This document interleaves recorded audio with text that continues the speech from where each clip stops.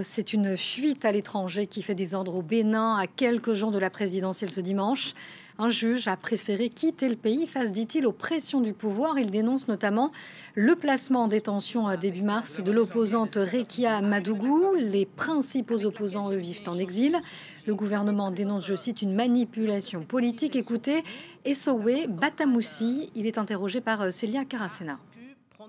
Nous faisons l'objet de pression de la part de l'exécutif béninois. S'agissant du cas de Rekia Madougou, elle est inculpée de financement de terrorisme. Le dossier est vide, il s'agit d'une histoire rocambolesque, d'une pure imagination du pouvoir exécutif.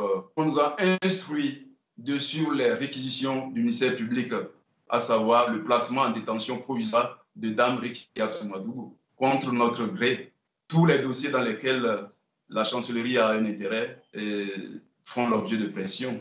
Pour la plupart des cas, cette pression-là vient lorsque on constate qu'il y a des opinions dissidentes. Je ne suis affilié à aucun parti politique.